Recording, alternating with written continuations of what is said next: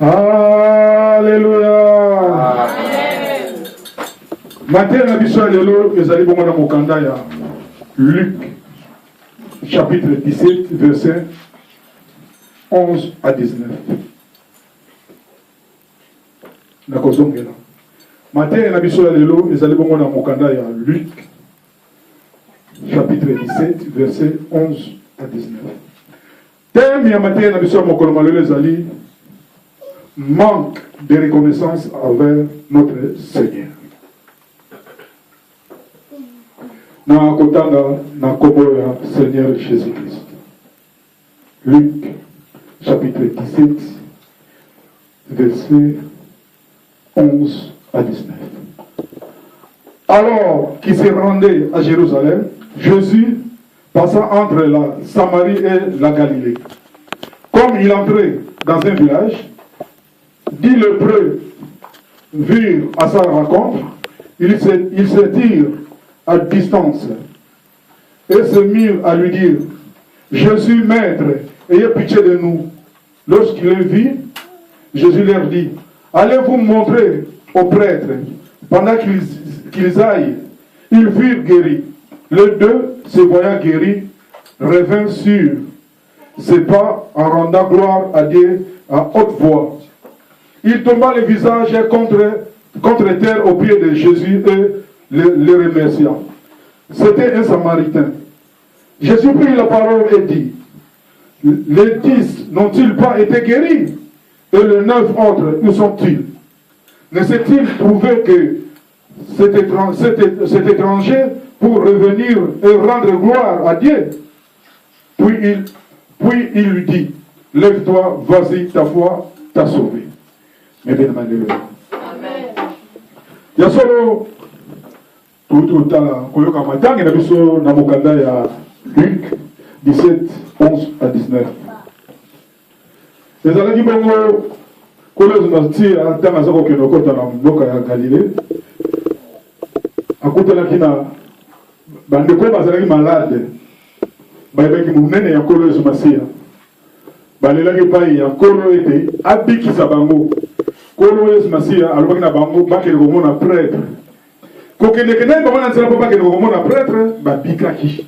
Bango nyonso malade esilaki mena bango disi wana kaka moko moto azongaki mpona koya koremercie nani kolo na ye akwela sama kolo ya Seigneur Jésus alobi: merci kolo na ngai, tala malade oyo tokumeli yango mbula na mbula, me lelo oyo tozwi kimia po ete yo Nzambe lelo oyo oyekoleka na nzela na biso. Nasima na yango epesaki kolo Masia mawalobi bozalaki zomi, bozalaki 10, me ndenge nini 9 misusu bazali wapi oye kaka yo moko etongisaki na yango kolo azali kotalisa ete 9 wana bazalaki reconnaissante liboso ya Nzambe. Ndenge mpe lelo oyo kolo azali kotalisa biso lelo oyo le 24 soki tobimi na libanda tokomona bato nyonso bati baminda, bato nyonso badekore banzela, badekore bandaku.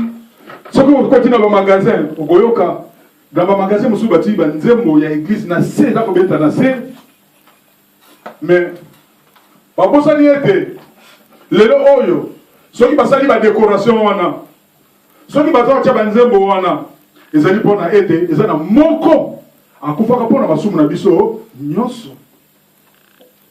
Yango wana Nzambe lelo nazotuna biso reconnaissance wana ezali wapi? Lelo oyo tozomona balibien na nzela, lelo oyo toza kotambola partout, toza komona ndenge bato bati baminda partout epai misusu bato bazali koyemba. Mais yaso avant 336 ans na mboka ya Rome baponaka yango po ete ezalaka na bapaye moko boye babandaka kofete semaine wana ya mois wana ya décembre le 25.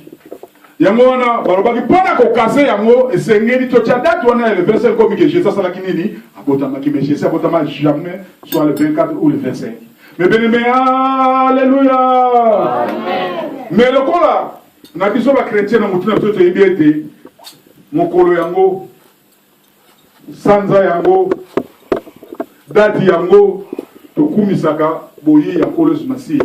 Mais lelo oyo elongwa ekoma kokutana ya bafamille pa ya ete moko akufa mpona masumu na biso. Mais bien aimé, alléluia. Amen. Mais bien aimé, nous sommes tous et de manière quotidienne confrontés à des choses. Les questions, quelle place est-ce que je donne à Dieu dans mes décisions? Quelle influence et quel poids est-ce que nous allons laisser à nos passions qui guerroient en nous? Lorsque nous sommes en difficulté, nous pouvons être tentés, en l'instar Abraham, de mettre en place des stratégies bancales pour nous en sortir. Mais bien alléluia. Si nous allons dans Genèse chapitre 12, verset 10 à 20, nous avons une histoire d'Abraham. Abraham, tant que comment il peut mener pas compte en Égypte, Abraham passe et les kaki. Lorsqu'on a passé les kaki, à ce moment décision dans ndenge na yazo bosana, a bosani nzambe ne mutu, atinda ki mission ya zalaki na yango, abi manamboka o ya zalaki na mboka o nzamba salini aboneli. C'est bien, alléluia. Et Seigneur azalaka reconnaissant que oyo atindaki ngai azali nzambe. Atale na zozo ba nakutana ba difficulté nini. Na yebi ke nzambe akolongisa ngai. Mais akomaki na stratégie nini. Alobi ete na mwasi na ye ndenge totoko nokota na mboka ya Egypte. Soki tokebi so mbele tolobi ozali mwasi na ngai bakosala nini bakoboma ngai. Mais loko na yebi ke ozali kitoko. Là, quand on commence à dire que ngai nazali frère nayo, bien alléluia. Amen. Aye kozo moi si naye apesi na maboko ya nani? Na roi nani? Farao, bien alléluia. Amen. Comment ça pesa qui est Nzambe asepela ki na yangote. Pourquoi Nzambe asepela ki na yangote? Pour être à l'objet mais Abraham nazali reconnaissait pas ina ngai te. Na mutu na tindie akene ko luka moka oyo ngai na ponelié. Malgré mikakata na kutana na nzela, pourquoi ça pour changer la stratégie? Nenge pe biso pe lelo oyo. A to ba difficulté to zali ko kutana na yango. Mama kambo to zali kutana mo kile zali ko mema biso na lokutana monoko. Bien aimé, alléluia. Amen. Mama kambo to zali kutana kata mo kile oyo. Biso oyo te bi munene ya Nzambe. Biso basali ya Nzambe to komi na lokutana monoko ya kosakana te. Nenge Abraham asila ko kosa. Pour la stratégie, bon, bazala qui n'a pas été, bazo eloko ya kolia, ndenge mobile lo oyo. Tango tuzali na pasi, tikana kosa boye, ete, ba pesa boye pona yeba, ko bimela na nzela wana. Nzambe azali ko sepela na biso te. Nzambe la bina biso, tous la reconnaissant, même na santo azali ko pesa biso ya malamu. Même na bano nyonso to azali ko batela biso. Totika kokosela ye makambo. Nzambe la biboye, Nzambe sali boye. Alléluia. Amen. Basali ya Nzambe, bandimi ya Nzambe, totambola ndenge Nzambe azali kosenga biso. Tozala reconnaissant liboso ya Nzambe, ete tokoyeba munene ya Nzambe, akoyeba kolongola biso na baduti oyo tozali na kati ya mitema.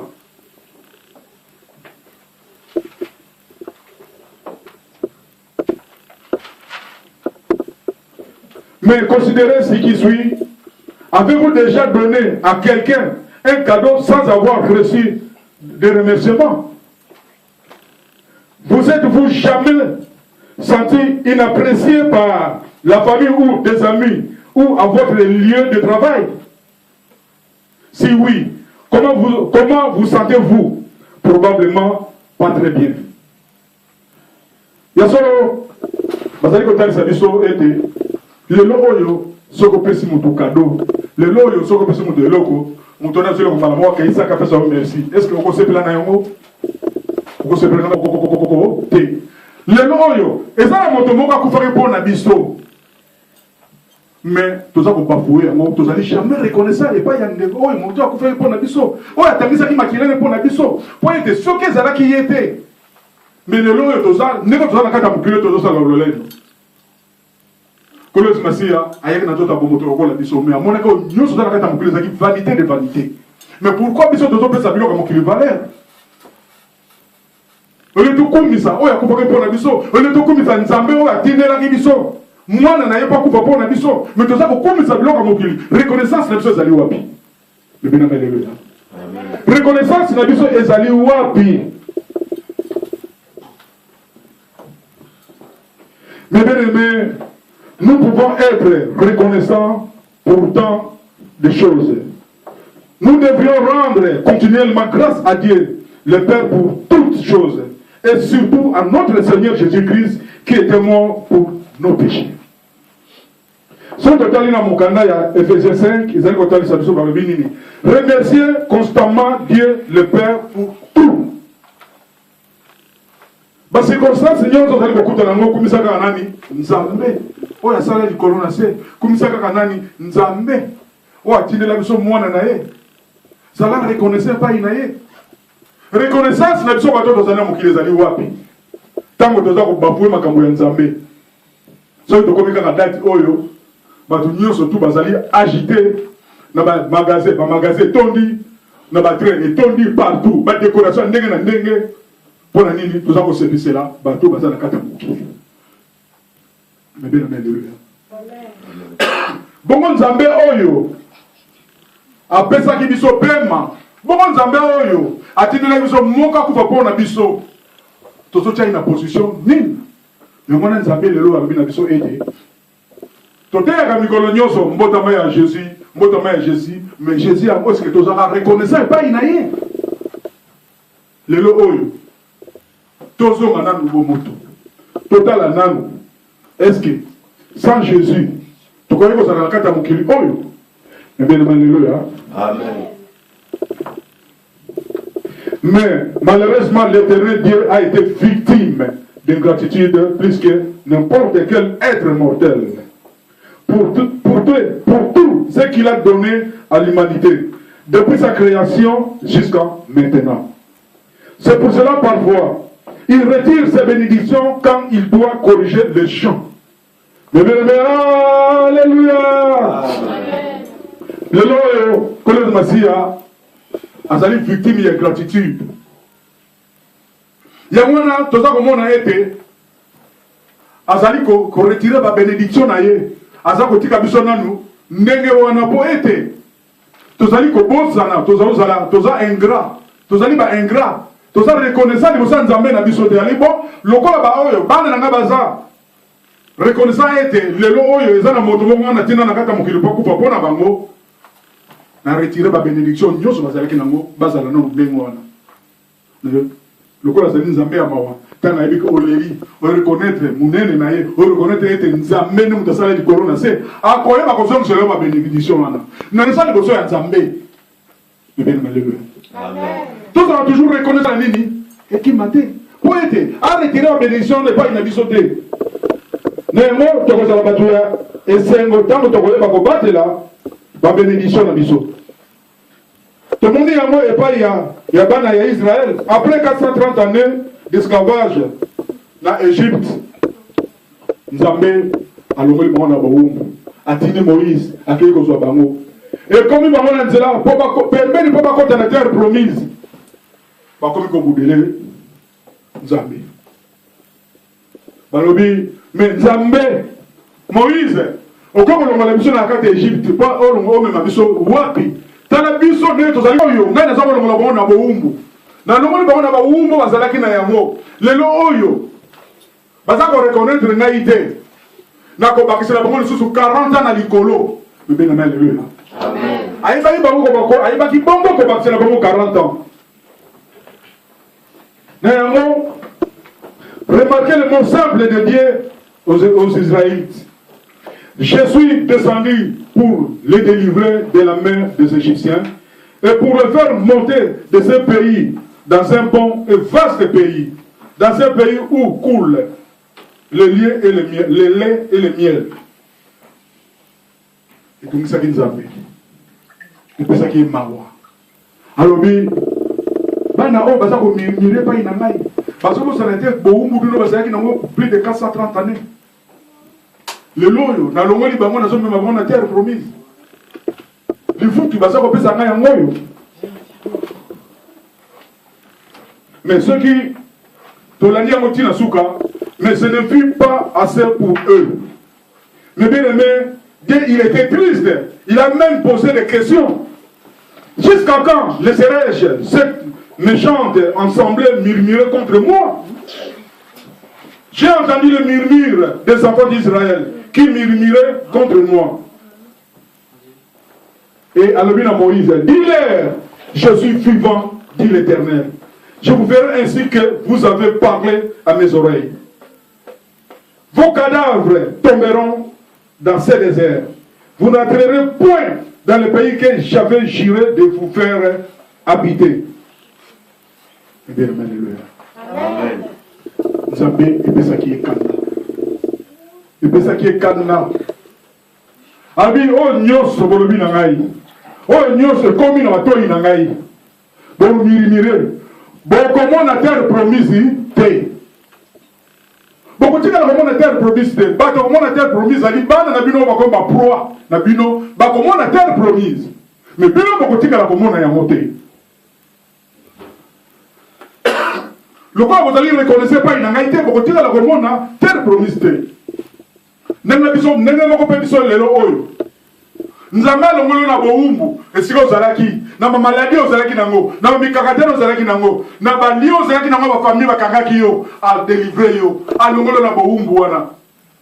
Mais lelo oyo. Tango kuta na moi passe mo muke, olobi nzambe wana. Il fallait dire que là il pas inazalaki ndenge na yochaka na kata passe na za ko souffrir boye so na yebaki nzambe ote le renga na zala ndenge na zalité ils ont yoka na to ya nzambe nzambe mato ine zali ya kokamba te akorobadi na lobi bana bazali reconnaître pas inangaite muto azalaki na minyolo na ba ya dino ya bandoki muto azalaki na minyolo ya bakutime muto azalaki na ba maladie ndenge na ndenge na sali grâce na longona ba maladie wana lelo mtazolo bananga iboy akotika na peka na position na kotika na kokokisela ba bénédiction te o ya zali ko luke pa inangai bébé na malelo amen to ça la très attention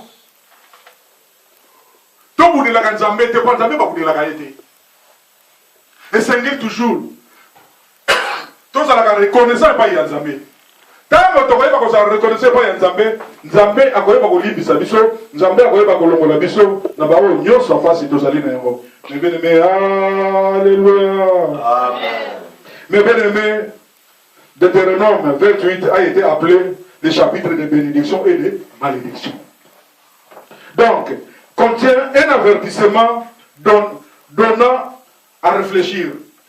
Cette prophétie donnée il y a 3500 années, raconte ce qui est prédit d'arriver aux nations orgueilleuses, arrogantes.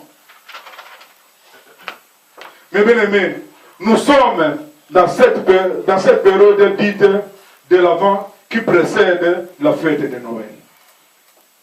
La célébration de la venue de Jésus, notre Seigneur et Sauveur, Dieu venant à notre rencontre. Nous retrouvons dans notre lecture des disciples qui s'attendaient à des grandes choses. Amen.